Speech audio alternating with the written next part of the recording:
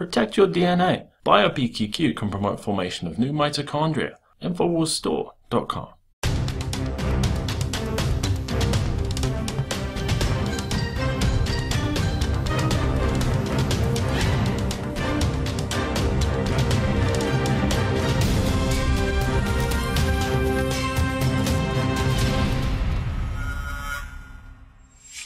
Welcome to the Infowars Nightly News. It is Thursday, January 14th, 2015, and I'm Leanne McAdoo. Here's what's coming up tonight.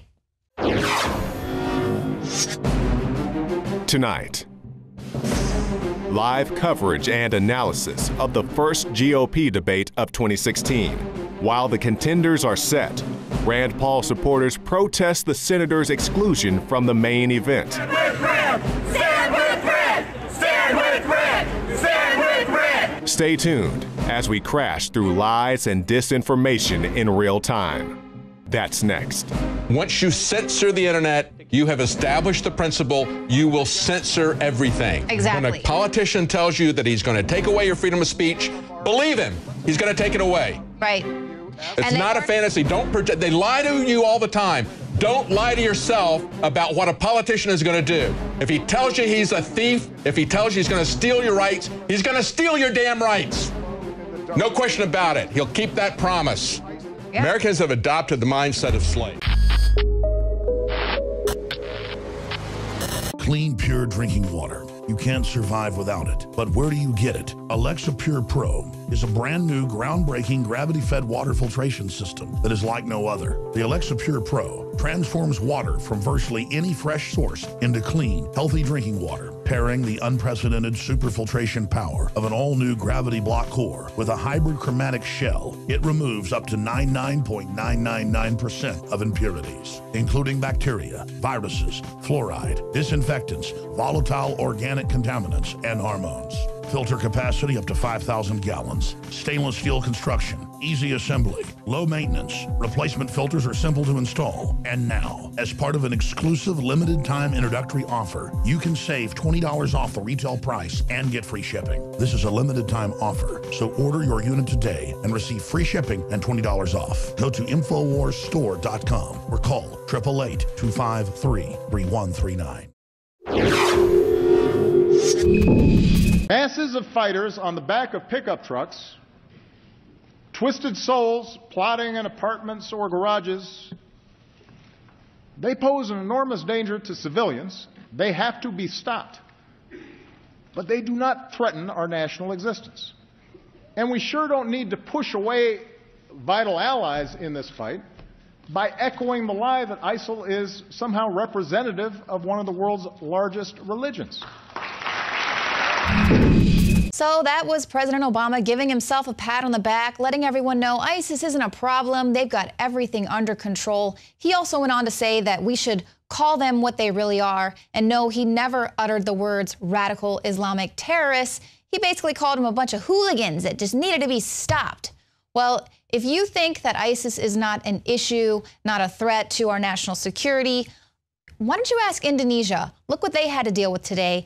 ISIS backers have now claimed responsibility for the Paris-style terror attack that took place in Jakarta today. Attackers set off a series of explosions in a bustling shopping area of the capital city there. And Thursday, this is what authorities are saying was an imitation of last November's terror attacks in Paris. And of course, ISIS backers immediately claimed responsibility. A Canadian and an Indonesian were killed, as well as all 5 of the attackers involved, and another 19 people were injured. So obviously just a really devastating scene there in Indonesia today with people sprawled all over the sidewalks. And so these type of attacks are going to be taking place more often. But Obama, he doesn't want you to worry about that. He doesn't want anyone to worry because the borders are wide open, and we are definitely not going to be putting a pause on the refugee program, bringing these people in. So let's just take a little stroll down memory lane. This is the last year, okay? So we've got, obviously, the Paris terror attacks that just took place a couple of months ago. And there was, about 11 attackers involved in this. That left 130 dead, 350 injured. in a series of attacks there, and 51 of those victims are still receiving treatment in the hospital. That's how bad their injuries are. So they're still receiving treatment. Then, of course, once again in France, we have a 15-year-old who took a machete to one of his teachers, and now he is facing charges. And he said he's proud of his machete attack on his Jewish teacher. He said he didn't regret it. In fact, he was only just ashamed that he didn't manage to kill the teacher. So there you go. That guy he seems like, you know, a well-adjusted young man there. Now there's also a confidential Interior Ministry report basically saying that Germany is a prime target for a Paris-style terrorist attack. And this is a leaked government report. They say homegrown lone wolves and Islamic State fighters returning from Syria are likely preparing elaborate attacks on civilian targets inside the country. Security forces believe the terrorists will use multiple time-staggered attacks on varied targets in order to create a sense of overwhelming panic and lasting fear. So you can see the Paris terror attacks are the blueprint for the sort of things that we are going to start seeing popping up, because, of course, these are things that are hard to track, they're hard to predict. And Obama says, you know, we're just going to shut them down, take them down, those little hooligans. So then we also, in Paris, don't forget that there was another attack that was actually thwarted by 3 Americans who happened to be on the train when an Islamist militant launched an attack on that train. He had guns and knives, and you know, they were able to take him down, obviously suffering injuries themselves. Another man was shot. Let's not forget about the fact that 2 Islamic terrorists tried to launch attacks here in Dallas as well, but they were taken down by Texas police, who shot them dead. So, you know, that was thwarted. But of course, that was an attack that we shouldn't have had to really worry about. But of course, you know, those people shouldn't have been provoking that terror attack by exercising their First Amendment right. You know, that was what we heard after that. Basically, apologists coming out and saying, well, you know, they had it coming. And let's ask that cop in Philly who was shot by a man who came out and said, you know what, I pledged allegiance to ISIS, and that's why I came and shot the cop there in Philly. And now we have also got reports of 2 Iraqi refugees. Both of them were from originally from Palestine, then Iraq, and now they're refugees here to the United States. One of those they're calling the hipster terrorist because he was super cool, posing for social media in his perfectly coiffed hair and his designer sunglasses in California. So they say he was just here trying to start a new life in America, and another, he was a young man really anxious to return to the Middle East to fight in the Syrian civil war. And then we have another guy, Omar Faraj Saeed Al-Hardan. He was here in Houston, and he's been indicted for providing material support to ISIS. And federal agents say that this Iraqi refugee wanted to bomb Texas malls. So he's actually now facing charges that he tried to help the Islamic State. He wanted to set off bombs at 2 Houston malls. He was learning how to make electronic transmitters that could be used to detonate explosive devices. Oh, just a lovely little guy. And of course, his family has now come out today saying he hasn't done anything of the sort. We knew nothing about it. His 18-year-old wife says, no, it couldn't be him, you know. And let's take a look at these cell phones, of course, because a lot of people were sending us stories saying, why are there all of these mysterious cell phone purchases here in Missouri? There were 5 total confirmed incidents of suspicious phone buys in Missouri at Walmarts all over the state. Most of the time it was happening from the same person, and they never actually gave out the identity of that man. So 60 cell phone purchases at one Walmart, 100 at prepaid cell phones at another. So yeah, of course, people say, oh, well, he could have just been taking these to sell off prepaid phones to people who can't afford them. Or he could also be using them as electronic transmitters that could set off explosive devices, much like the San Bernardino attackers as well. That's the exact same thing. They had explosive devices that were going to be detonated via their cell phone. Those things failed, but you know, that's suspicious, okay? And you know, don't worry about it. It's not a problem. You just don't be worried. Obama said everything is completely fine. Now we have another Maryland man. He's actually being indicted today. He's accused of receiving $9,000 from ISIS to carry out an attack on American soil. So this man told the FBI that the militants said that the money was to be used for operational purposes, and they cited the May attack on the Draw Prophet Muhammad cartoon contest in Garland, Texas, as the kind of target that he should contemplate. You should contemplate, attacking these targets with this money. And the FBI said that earlier this year he had pledged allegiance to the Islamic State and he wanted to die as a martyr. Now, he was using multiple email accounts, pay-as-you-go phones, once again, suspicious phone purchases to communicate with Islamic State operatives. And he was also using social media, which, of course, this is one of the major ways that they are communicating with these prepaid phones, social media on Twitter. So the point is, the threat is here. It is real. Meanwhile, the borders are wide open, and you are a racist if you dare suggest that we should put a pause on the refugee program until we have a better vetting process, until we can legitimately vet people. And, it seems like we've already got a big issue with that based on this stack of news. So now getting back to social media, a Florida woman is suing Twitter for giving ISIS a platform. Her husband was killed in a lone wolf terrorist attack in Jordan. He was actually training some men there, probably moderate rebels. He was training them how to be policemen, and he was killed. Well, now this woman has filed a lawsuit against Twitter. She is accusing the company of supporting the spread of ISIS by enabling ISIS leaders to recruit and fundraise on its platform. And, going back to that 15-year-old who tried to hack his teacher with a machete, that's how he was radicalized, by going online and all of these social platforms. So, this is the issue. But people don't even have to get on their social media. They can just come right across the wide open border, much like a lot of these Syrians and other than Mexicans, as they're calling them, that are coming across the border with their fake passports. And it's a huge deal, but you know what? Don't be racist. Don't even worry about it. Obama gave a wink and a nod and said it was all okay. Now, another person that is being threatened by ISIS via social media is UFC fighter Tim Kennedy. And he actually has kind of laughed all this stuff off in the past, but he has now been visited by the FBI with a credible threat. So basically, obviously, ISIS tends to target high-profile military personnel, and Kennedy served in the 7th Special Forces Group and is a sergeant first class with the Texas National Guard. So this is why they are coming after him, because he is high profile. Well, Tim Kennedy was on the Alex Jones show today, and he had a message for ISIS.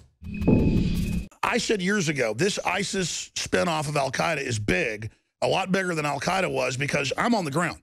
I get the threats. I see them at Ferguson and at New York, and I see the signs. I see the stickers. It's trendy with the left, and it's in Texas. We go out to these Islamic training centers and get death threats. We get hacked. We get they've put Joe Biggs, former Staff Sergeant, U.S. Army, decorated combat vet.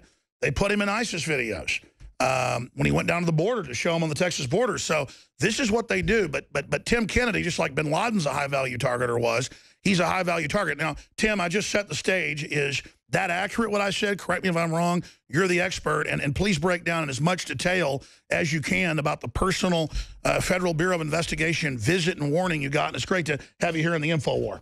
I've been a fan for a long time, so just appreciate you having me. From what they said, the FBI, the credible threat came from every day. I get 5 to 10 people saying, "Hey, I hate you. You're gonna die. I want to kill you. Everything that you stand for, I hate." What makes this significant is, this one was geotagged, and they had content that they couldn't have gotten from anywhere else besides first person. So they had pictures of a guy's head that they had cut off, and they said, "This is going to be you." The geotagged picture was close enough that the FBI says, "Hey, this is significant, and that's why we're talking to you right now." The problem was that I've been doing this for 13 years. I don't know if I'm desensitized to it or I just don't care, and I have zero respect for the cowards that they are. And the FBI is like, "You're not normal. You should be a little bit freaked out by this." I was like, "I don't know. Let them come. I don't I've been traveling all over the world to find these guys, and now they're going to come to Texas. Last time they gave it a whirl was in Garland, and that didn't go so well for them. So come to Central Texas and see how this is going to work. the only thing they got going for them is they're brutal. They're evil, and they have no respect for human life. They're uneducated, they're weak, they're stupid, but they have no respect for anything, and they'll take advantage of the weakest sheep that they can get their hands on. And that's just not going to be me.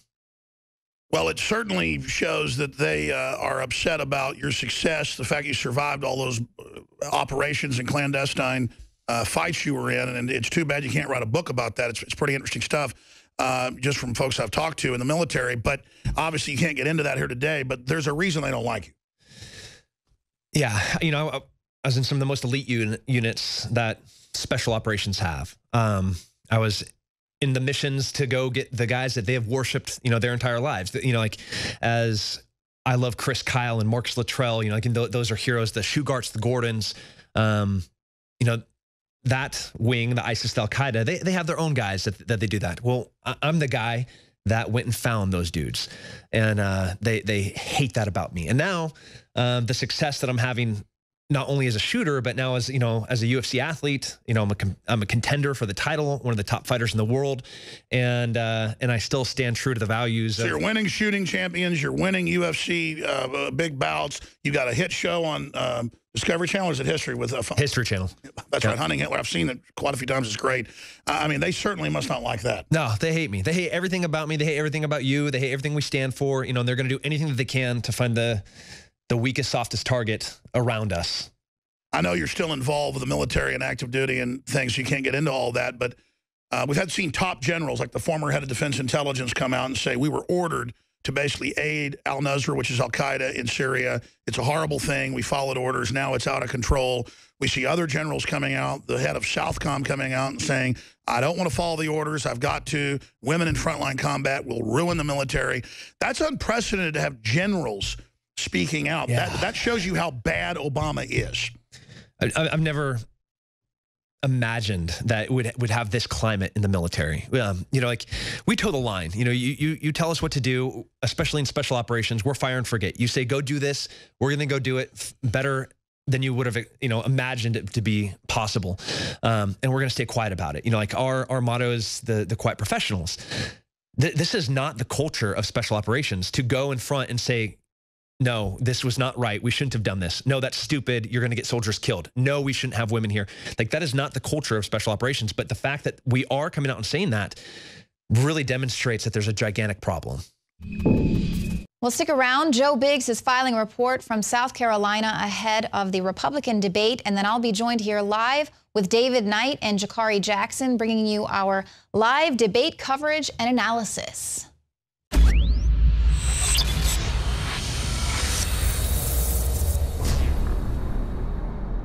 And all you ISIS people threatening us, hey, we're not a French newspaper, okay? We got people that have taken your asses out in this building right now. We're armed to the teeth, and we're not scared. You got that, you sons of bitches?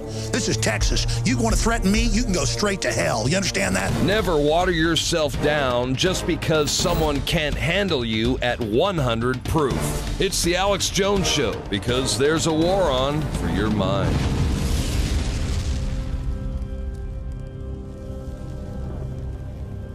Another GOP debate is upon us. When you had the World Trade Center go, people were put into planes that were friends, family, and they were sent back. They knew what was going on. They went home and they wanted to watch their boyfriends on television. Who else would come back like that at the Bushes and the Clintons calling them criminals? And the Saudis. You guys go back to your live feeds. You see, we don't have rights in America. Only the people who are outside of this country have a right. The only right that anybody has is to come live in America, presumably to live off of us. If that's what they choose, they can come live off of us. They can come create war in our country. That's their right. But people in America don't have rights. The first and most important priority of the President of the United States is to protect the safety and security of America. No, it isn't. You're disqualified. You have an oath to the Constitution, and the oath to the Constitution says, and the Declaration of Independence says, you are created to protect our freedoms. Right. Not to keep us safe. They didn't want safety. They wouldn't have rebelled against the strongest government in the world if their first priority was safety. Their first priority was liberty. They created a government to protect that. I'm sick of these people. If we want to defend the country, we have to defend against who's coming in. And Marco has more of an allegiance to Chuck Schumer and to the liberals than he does to conservative policy. Do you really think that Republicans have fueled the rise of ISIS? Yeah, where's she been? Who is she? The allies of ISIS, the Islamic rebels against Assad, that we created a safe space or made that space bigger for ISIS to grow. We know what's going on. We know these guys are running ISIS. And when they talk about shutting down freedom of speech, he just repeated the exact same stuff he said in his speech. Even talking about how you don't refer to these people as masterminds, he knows precisely what he's saying. These are a bunch of Morlocks, and the American people are a bunch of Eloi. When they talk about serving America, you're on the menu. Join Infowars January 14th, starting at 7 p.m. Central for another episode of Political Science Theater 3K.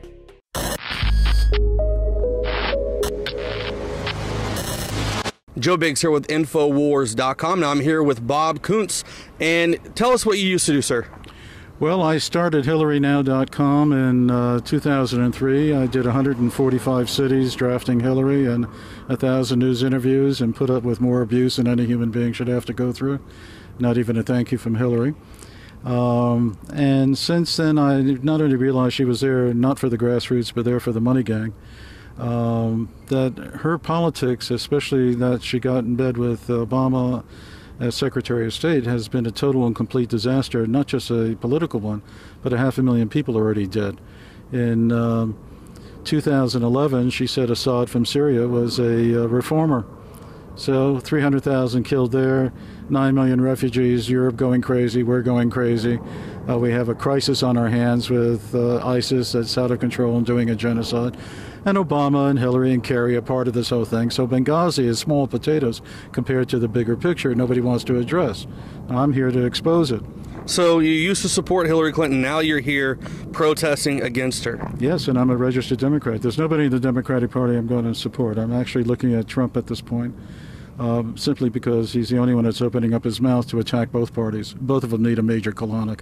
Both of them have put America in such jeopardy and danger. And God forbid we have another 9/11 and worse, the whole place is going to blow up.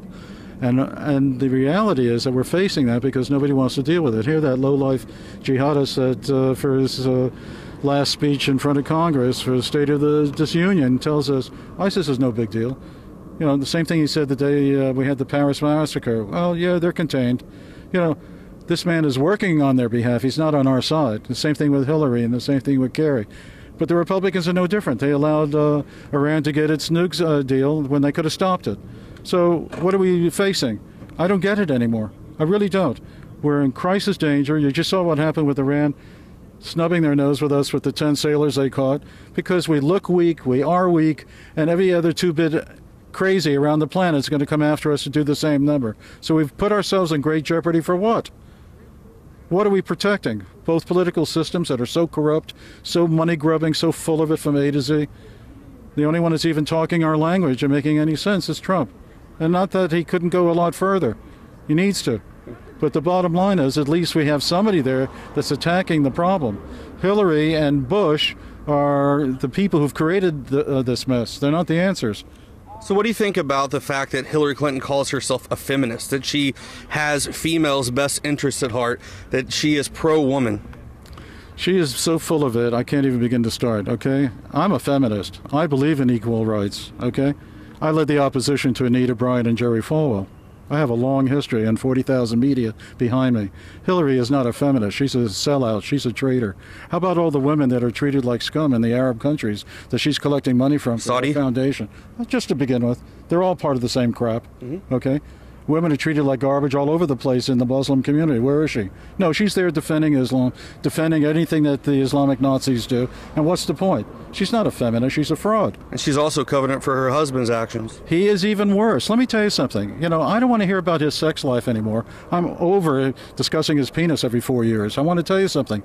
When Bill Clinton was going through this and Republicans are worried about the stain on the dress with Monica, 1 million people were murdered in a genocide in Rwanda. Nobody's talking about that. This is how Black Lives Matter. They're so full of it and so two-faced. So what does Bill do? He opens up a headquarters in Harlem so he can get away with it? These people are just so full of crap from A to Z. There have been 700,000 murders in this country since Mr. Farrakhan did his Million Man March. Hundreds of thousands of dead murdered in the black community. How about that, Black Lives Matter? Or that doesn't matter? They're so full of it from A to Z, and I am up to here with all this political crap from both parties. It's outrageous that we're facing this insanity and danger because nobody will come to the front and speak the truth about what's happening, and Trump is the only one that's even close. Well, what would Hillary Clinton say if Hillary Clinton was an honest, real American, though? Yeah, give me the money. I'm a liar, I'm a thief, give me the money. The White House belongs to me. Or maybe we should give the green room to Bill. Let's have a whole other let's hear what Hillary has to say. Oh, well, Hillary. I don't know if you can hear me in this, can you? Yeah. Well, so hold on. Well, now I'm interviewing Hillary Clinton. This is breaking news from the Republican debate that's going to be happening today here at the North Charleston Coliseum. Hillary, what do you have to say? I'm a liar. I'm a cheat. The White House belongs to me. Let's give the green room to Bill so he can play a lot more. I'm a fraud, but it doesn't matter because my vagina belongs into the White House. Well, there you have it. Finally, Hillary Clinton has come out and decided to be honest to the American people. I'm Joe Biggs with Infowars.com. As we say in Florida.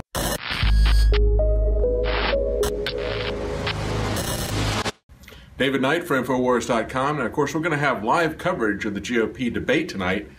In my opinion, this is going to be a gloves-off approach. I think the GOP establishment is going to come after Trump using his charges against Ted Cruz, saying that Ted Cruz isn't qualified to be president because he's not a natural-born citizen.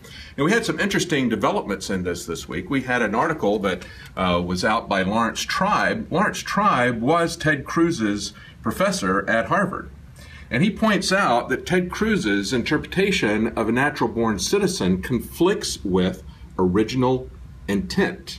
Original intent meaning you go back, you look at the actual law, you look at the debates, you look at the commentaries that were happening at that time. He says that the kind of judge that Ted Cruz says he's going to appoint would say that Ted Cruz is not a natural-born citizen.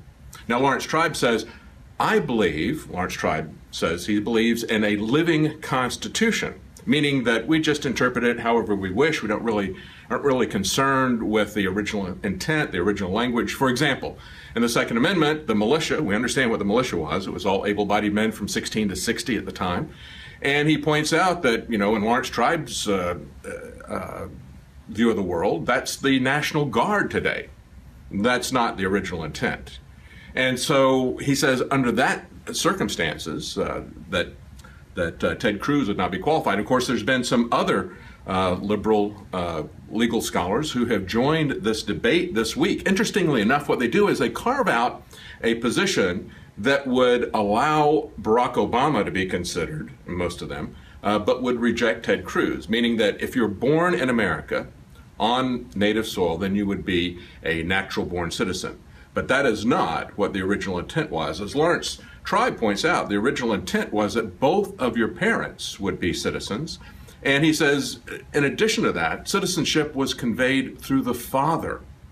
So under that, Obama, with original intent, would not be qualified as a natural-born citizen. Neither, by the way, would Marco Rubio, Bobby Jindal, or Nikki Haley, who has been touted as a possible vice presidential candidate for the GOP establishment. And I find it very interesting, and this is why I think they're going to come after Donald Trump with this line of attack, because they had Nikki Haley give the response to Barack Obama, and she used that as an opportunity to attack Donald Trump for being anti-immigrant, saying she was very proud of the fact that she was an immigrant. She's the governor of South Carolina, where this debate is being held, and I can very easily see the GOP establishment coming in and saying, look, Donald Trump is so nativist, so xenophobic, that he would even exclude Ted Cruz. This is what's good about Donald Trump in the sense that he will bring up the uncomfortable issues. And on this issue, we should be paying very close attention to the fact that Ted Cruz wants to have it one way for himself while promising that if he's elected, he's going to appoint judges who will enforce original intent. I'm not so sure about that. Meanwhile, we have just surfacing today, the New York Times reporting that when Ted Cruz ran for Texas senator, he got a large sum of money from Goldman Sachs, where his wife works, at a very low interest rate. That was not reported on Federal Election Commission filings. It was $500,000. Now, Ted Cruz said at the time that he and his wife used all of their savings. The loan was made to them personally. There was no reason given for the loan that he got from Goldman Sachs and from another bank. They were both very low interest rate loans. They did not disclose that on the FEC filings. When that was brought up today, the Cruz campaign said that it was an inadvertent admission. So we'll see. I'm still concerned about his connections with Goldman Sachs. I believe that he's not qualified to be president or vice president. Neither is Nikki Haley, for that matter. Join us tonight for the debate. We'll be talking about this and other issues as they come up. But I believe that's going to be the line of attack against Donald Trump that the GOP establishment will use. Join us then.